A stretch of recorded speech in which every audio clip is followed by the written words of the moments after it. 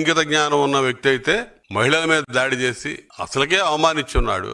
ఈ రాష్ట్రంలో అమరావతి రైతాంగాన్ని పూర్తి స్థాయిలో వాళ్ళ ఛానల్ కానీ వాళ్ళ ఛానల్ డిబేటర్స్ కానీ వీళ్ళందరూ ఏ విధంగా అవమానించారో అందరూ చూశారు. దానికి నిరసన తెలియజేయడానికి వెళ్ళినటువంటి మహిళల్ని ఈ విధంగా దౌర్జన్యం చేయటం ఇతనికే చెల్లింది. ఖచ్చితంగా చెప్పి తీరాలి ఏదో ఒక రోజు, లేకపోతే దానికి మూల్యం చెల్లించుకున్నాడు ఆల్రెడీ. ఇవన్నీ కూడా రైతులు అంటాడు. ఏం తెలుసు అతనికి? పొగాకు రైతులు కాదు, అతను గంజాయి రైతుల గురించి తెలుసు. అతను వేసిన మొక్కలే, అతను పెంచిన గంజాయి ఈ రోజు రాష్ట్రంలో ఇంకా దాన్ని మేము వచ్చిన సంవత్సరం అవుతా ఉంది, మొత్తం ఎక్కడికక్కడ కట్టడి చేసుకుంటా వస్తున్నా కూడా ఇంకా పుట్టుకొస్తా ఉంది. వేసిన మొక్కలన్నీ కూడా అన్ని పెకిలించేస్తా ఉన్నాం. వాటి సంగతి చూడు ముందు, ఏదంటే చెప్పు ఇన్ఫర్మేషన్. ఈ పొగాకు వీటన్నిటి మిగతా పంటలన్నీ కూడా ప్రభుత్వం ఆలోచన చేస్తుంది. ఆ రైతాంగం వెతలేమనుంటే ప్రభుత్వం ఖచ్చితంగా తీర్చిద్ది. ఈ గంజాయి సంగతి కూడా చూస్తాం. నువ్వు వేసిన గంజాయి ఏంటో, నువ్వు పండించిన గంజాయి ఏంటో ప్రజలందరూ చూస్తా ఉన్నారు.